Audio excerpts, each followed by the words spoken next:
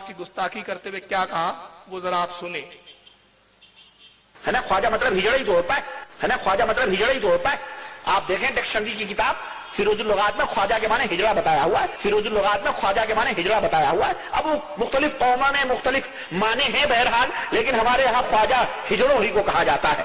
लेकिन हमारे यहाँ ख्वाजा अल्लाह अच्छे बाकायदे उसने बयान है ना, ख्वाजा मतलब हिजड़ा है ना की किताब फिरोजुल लुगात में ख्वाजा के माने हिजड़ा बताया हुआ है, फिरोजुल लुगात में ख्वाजा के माने हिजड़ा बताया हुआ है। अब वो मुख्तलिफ कौमों में मुख्तलिफ माने हैं बहरहाल, लेकिन हमारे यहाँ ख्वाजा हिजड़ों ही को कहा जाता है, लेकिन हमारे यहाँ ख्वाजा हिजड़ों ही को कहा जाता है। चुनांचे हमारे यहाँ जो है अजमेर शरीफ में जो ख्वाजा गरीब नवाज है, अजमेर शरीफ में जो ख्वाजा गरीब नवाज है, अल्लाह की कसम बता रहा हूं, मुझसे तो बाकायदे उसने बयान दिया कि वो पूरे हिजड़े और हिंदुस्तान, पाकिस्तान, बांग्लादेश से ट्रेनें उनके लिए फ्री होती हैं। और ये रजब का महीना आ रहा है, या जमात-उस-सानी है ना, ये रजब 6 रजब को उनका उर्स शुरू होगा और आज ही से भीड़ शुरू होगी और चारों तरफ से वो ढोले डफड़िया लेके सारे हिजड़े वहां जमा होते हैं। और उनसे कहा जाए, तुम कहा जाए तो कहते हैं कि जी हमारी ही कौम के लोग थे, हमारी कौम के हजरत थे, हमारी कौम के हजरत थे, हम ही नहीं, हम अगर उर्स में हाजिर होंगे तो हमारी बिरादरी के लोग हमें निकाल देंगे। हमारे यहाँ बॉम्बे भिवंडी में एक हिजड़ा था, वो ये बताता था कि वो हमारे ही बिरादरी के थे। ये हिजड़े अपनी बिरादरी के हजरत ख्वाजा साहब को मानते, अल्लाह की कसम, ये हिजड़े अपनी बिरादरी के हजरत ख्वाजा साहब को मानते, अल्लाह की कसम। इसलिए आप देखें जितने हिजड़े होंगे आपको वहां मिलेंगे और ट्रेनिंग के लिए फ्री, इनके लिए टिकट है, कुछ भी नहीं है, सब फ्री।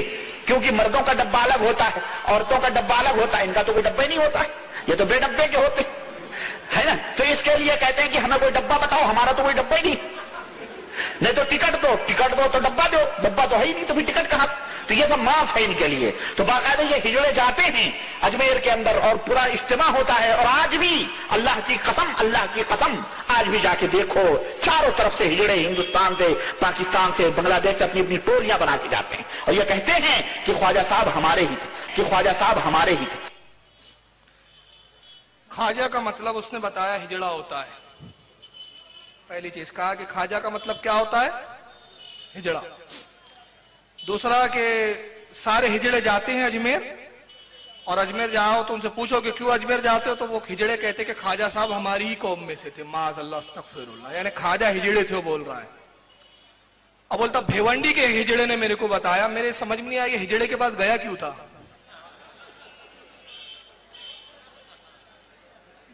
या हिजड़ा इसके पास आया या ये हिजड़ा उसके पास गया। तो बिरादरी का यही हुआ ना, हर आदमी अपनी बिरादरी वालों को पसंद करता है। तो ये हिजड़ा भिवंडी का वो कौन सा गुमनाम हिजड़ा था जो इसके पास आया। और एक बात देखो, ये है अहले हदीस मुहक्किक कहलाते, बेशर्म बेहया, अल्लाह की लानत हो इन खबीसों पर।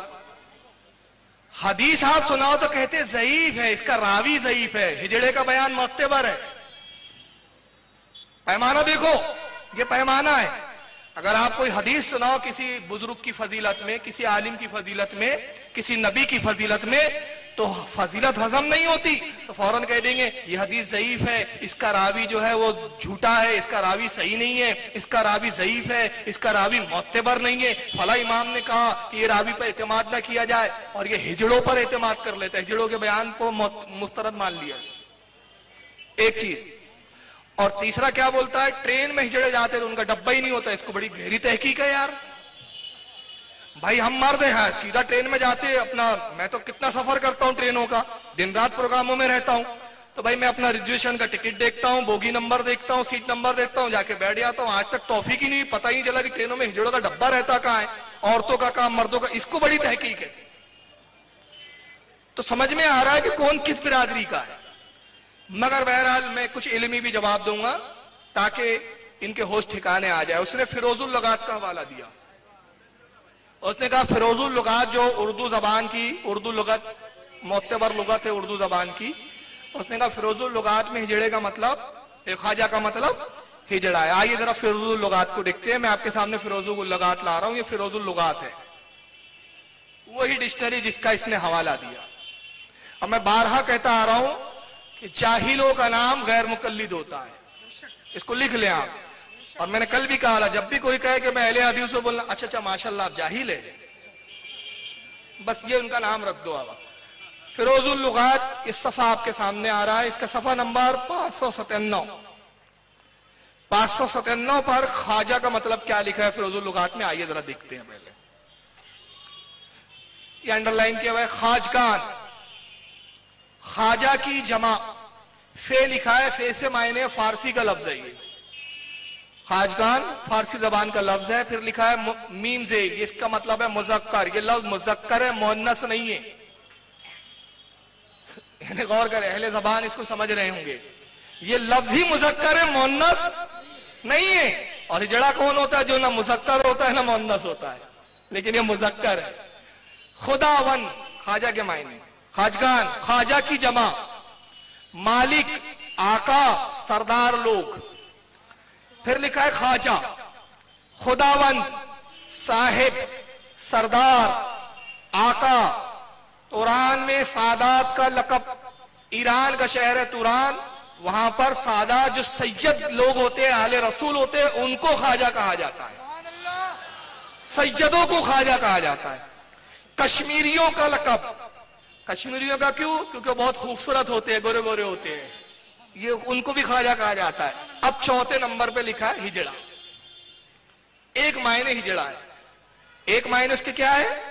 ہجڑا. مگر کتنے معنی اس کے اچھے ہیں؟ خداون 1، صاحب 2، سردار 3، آقا 4، توران میں سادات کا لقب 5، کشمیریوں کا لقب 6. 6 کو چھوڑا، 7ویں کو پکڑا اس نے صرف. چلیے اب میں اس کا جواب ابھی آگے دوں گا. آئیے دوسری لغت دیکھتے ہیں. اس نے تو ایک ہی لغات کا حوالہ دیا، میں بہت ساری لغتوں کے حوالے دوں گا آپ کو. یہ لغت کشوری ہے، فارسی زبان کی لغت. کیوں؟ کیونکہ ابھی آپ نے دیکھا کہ یہ لفظ کائے کا ہے؟ فارسی کا ہے. آئیے فارسی زبان کی بھی لغت کو ہم دیکھتے ہیں. لغت کشوری، لغت کشوری کا صفحہ 178، یہ فل اسکین پیج اور یہ اس کا بڑا کورس. خواجہ، خواجہ کے معنی ہیں صاحب خانہ، یعنی گھر کا مالک. پھر گھر کا مالک، سردار، پیر، مالدار، حاکم، حاکم یعنی بادشاہ، صاحب جمعیت، دل، روح. اب ایک معنی دیا ہے، وہ خدمتگار جس کا آلہ تناسل کاٹ ڈالا گیا ہو. یہ ایک معنی. اور توران میں لقب سادات کا ہوتا ہے، اور بامعنی وزیر بادشاہ کے بھی مستعمل ہوا ہے. یعنی بادشاہ اور وزیر کے لفظ میں بھی یہ استعمال لفظ جو ہے ہوتا ہے. اب اس میں بھی کتنے معنی دیے خواجہ کے؟ صاحب خانہ 1، گھر کا مالک 2، سردار 3، پیر 4، مالدار 5، حاکم 6، صاحب جمعیت 7، دل 8، روح 9، توران میں سادات کا لقب 10، بامعنی وزیر 11، بامعنی بادشاہ کے مستعمل ہے 13 اچھے معنیوں کو چھوڑا اور کون سا معنی پکڑا اس نے؟ ہجڑے والا. چلیے اس کو بھی ذہن میں رکھیں. تیسری لغت دیکھیں انگلش کی. یہ چھپی بھی انہی کے یہاں سے، کتابوں کو چھاپنے کا ڈپارٹمنٹ انہوں نے لیا اور بیچارے سنیوں نے ڈھول بجانے کا ہی لے لیا. اب کب کتابیں لکھوں گے اور کب پڑھوں گے آپ بھی یار؟ پڑھو خدا کے بندو. Practical standard 21st century Urdu into English dictionary ہے، اردو سے انگلش میں translation.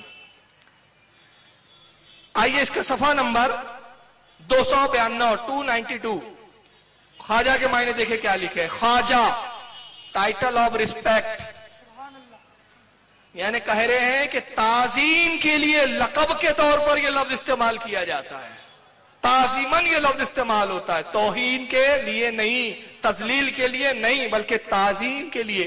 Title of respect, master, lord, reach person, reach person یعنی بہت بڑا مالدار. لارڈ کہتے ہیں بادشاہ کو، ماسٹر یعنی جو بہت گریڈ ہوتا ہے، ٹائکون، بزنس میگنیٹ. یہ اردو تو انگلش ڈکشنری دیکھے آپ نے. اب یہ دوسری ڈکشنری اور دیکھیں، یہ بھی بہت پرانی ڈکشنری ہے. اس کا نام ہے دا اسٹوڈنٹ پریکٹیکل ڈکشنری. اس کے لکھنے والے غیر مسلم ہے، کوئی مسلمانوں نے نہیں لکھی، چھاپا بھی غیر مسلموں نے ہے. اس کا بھی صفحہ 292 ہے. اس پہ دیکھیے خواجہ کے معنی کیا ہے. خواجہ a master, a man of a master of distinction, a rich merchant. اب اس کے بعد لکھا ہے خواجہ خضر. خضر تو نام ہے، اور خضر علیہ السلام سے پہلے کیا دیا ہے؟ خواجہ خضر. नेम ऑफ ए प्रॉफिट, पैगंबर का लकब, ये पैगंबर का भी लकब है ख्वाजा। मगर तालिबुर महराज रब्बानी साहब को ये अच्छे कोई मायने नहीं मिले। क्या मिले उसमें? ख्वाजा। क्यों मिले उसकी वजह बताता हूं। इनकी असल कहां से, इनकी असल कहां से अब मैं बताता हूं तहकीक के और हवालों की रोशनी में। अल्लाह के नबी सल्लल्लाहु अलैहि वसल्लम खिताब फरमाते हैं, साहबा इकराम बैठे हैं और सरकार का कलाम बड़ा फसी और बलीग होता था। सरकार साहिब कलाम थे, तो कलाम जब बहुत दुश्वार हो जाता साहबा के लिए, समझ में नहीं आता कुछ बात साहबा के, तो साहबा इकराम अर्ज करते, राइना या रसूल अल्लाह, अल्लाह के रसूल हम पर रियायत कीजिए, हम पे रहम कीजिए। मतलब आपका ये जुमला, ये बात हमारे समझ में नहीं आई, हम पे रहम कीजिए आका। अब मुनाफिकीन भी बैठे हुए थे पीछे, उनकी जबान में राइना के मायने होते थे हमारे भेड़ों को चराने वाले, चरावा होते थे।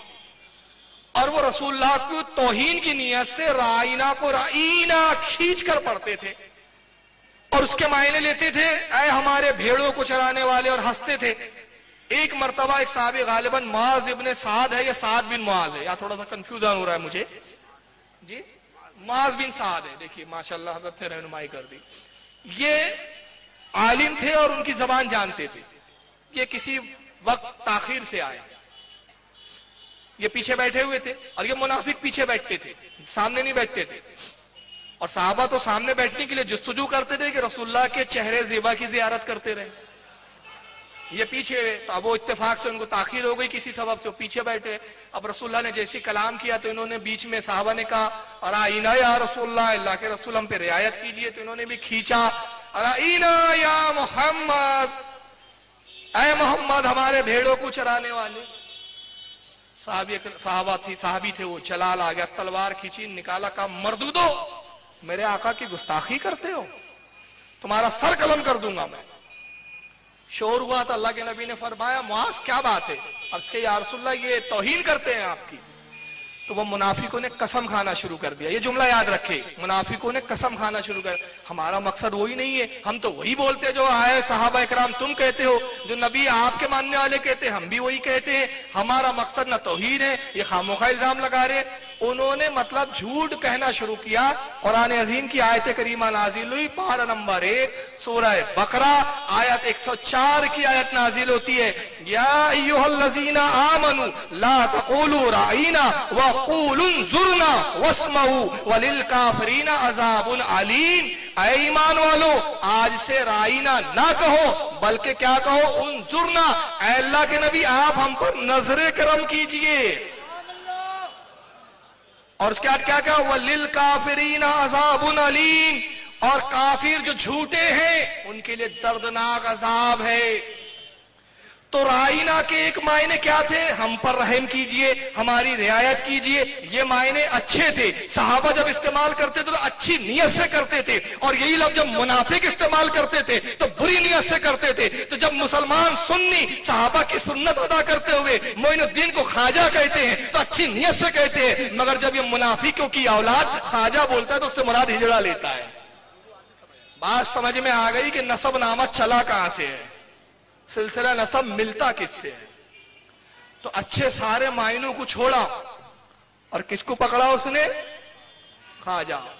और एक बात बताऊं मैं, तहकीकी बात, वक्त नहीं है वरना मैं इसकी बहुत मिसालें देता, सिर्फ एक मिसाल देके गुजर जाऊंगा।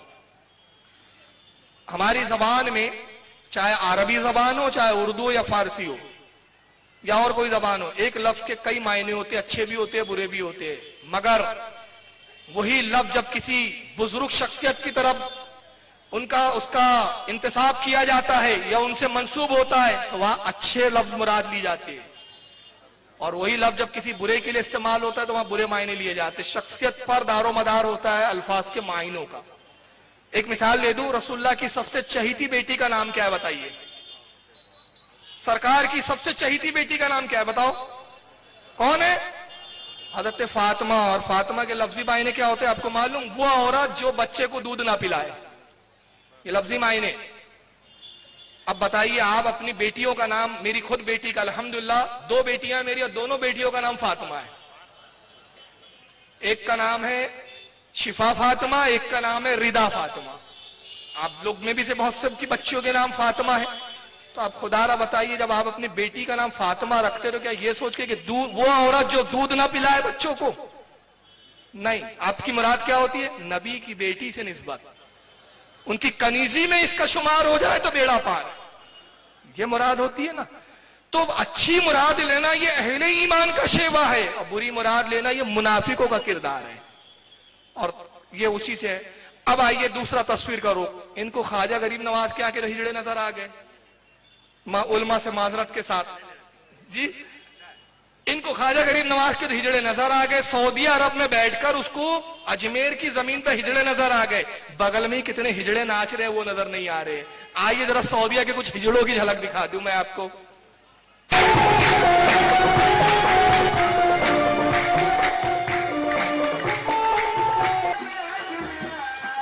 یہ بہت فاٹ تھوڑی تھوڑی دکھایا ہوں. اگر یہ پوری پوری دیکھو گے تو آپ شرم کے مارے ڈوب پڑو گے. یہ اسلامی حکومت ہے جہاں ہجڑے ناچ رہے ہیں. ہاں پھر سے دیکھیں. یس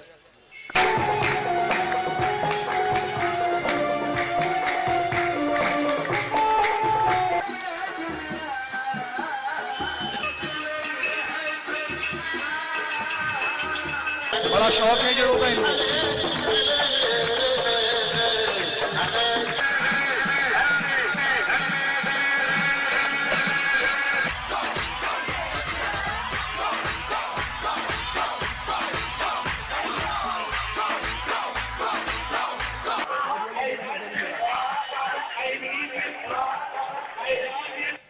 عرض کر دوں گنج کے کچھ چاول ہے، پوری بریانی بدبودار ہے ان کی. اور اب سمجھ میں آ گیا معراج ربانی کا ان کا ڈبہ الگ ہوتا ہے، ان کا ڈبہ الگ ہوتا ہے. ہجڑے نے بہت تعلق ہے ہجڑوں سے ان کا. اب آپ چوکیے مت. ہجڑوں سے اتنی محبت اور پچھواڑی سے ہی محبت ہے ان کو. بہت مہذب انداز میں بول رہا ہوں. پچھواڑی سے بڑی محبت ہے ان کو معذرت کے ساتھ. اب آئیے آپ چوک جائیں گے. ایک کتاب دکھا رہا ہوں میں، حوالہ دکھانا میری ذمہ داری، نہ دکھاؤں تو اپنے اصلی باپ کی اولاد نہ بولنا مجھے. اب ذرا دیکھو چوک جائیں گے آپ. یہ کتاب کا نام سامنے آ رہا ہے، فتاوی اہل حدیث المعروف بہی فتاوی برکاتیہ. بڑی غلط فہمی ہو گئی تھی کتاب خریدتے وقت مجھے. میں دلی گیا ایک مرتبہ، دلی میں ایک پروگرام کے سلسلے میں جانا ہوگا. وہاں پر میں کتابوں کے اسٹال پہ گیا. میری عادت ہے جس شہر میں جاتا ہوں پہلے میں لائبریریاں کھنگالتا ہوں اور انہی کی کھنگالتا ہوں پہلے. میں گیا تو یہاں کتاب دیکھی فتاوی برکاتیہ. میں سمجھا یار یہ وہابیوں کا ادارہ ہے اور فتاوی برکاتیہ، تو یہ برکاتی کے کسی بزرگ کی کتاب ہوں گی، سلسلہ برکاتیہ کے ہمارے مہاراجہ شریف کے. میں نے لے لیا، گھر آ کے پڑھا تو معلوم آ رہے نہیں صاحب برکاتیہ کے نام پہ تو یہ نجاسیہ ہے. اس کے لکھنے والے شیخ الکل فی الکل، شیخوں کے کل ہے یہ. حضرت علامہ ابو البرکات احمد شیخ الحدیث جامع اسلامیہ گجرانوالہ. دکھائیے یہ فتاوی برکاتیہ. یہ مر گئے اور مر کر مٹی میں مل گئے. ان کے شیخ الکل ہے یہ غیر مقلد اہل حدیث کے، پاکستان میں تھے یہ. آئیے اس کا صفحہ نمبر دیکھیں، صفحہ نمبر 37. یہ پورا فل سکین پیج. اب آئیے ایک مسئلہ پوچھا جا رہا ہے ان سے ابو البرکات صاحب سے. سوال نمبر 2، 2 سوال پوچھے گئے. سوال نمبر 2، کیا مخنث بریکٹ میں لکھا ہجڑا امامت کرا سکتا ہے؟ کیا ہجڑا امام بن سکتا ہے؟ جواب، مخنث یعنی ہجڑا اگر سمجھدار ہو تو امام بن سکتا ہے، یعنی جماعت کرا سکتا ہے، صرف اپنے جیسے لوگوں کی. تو اب غیر مقلدوں سے گزارش ہے ایک مسجد تعمیر کرو، اس کا نام رکھو ہجڑا مسجد. یہاں کا امام بھی ہجڑا، مؤذن بھی ہجڑا، مقتدی بھی ہجڑے، اور اس کا امام معراج ربانی کو رکھو. بھائی اس کو بہت تحقیق ہے ہجڑوں کے اوپر. امامت وہی کر سکتا ہے، امامت کا مسئلہ ہے جو مقتدیوں کو بھی اچھے سے جانتا ہو اور ہجڑوں کے مسائل سے بھی واقف ہو. معراج ربانی کو اس کو رکھو. بھائی تو ان کیا ہجڑا امام بن سکتا ہے؟ سمجھ رہے؟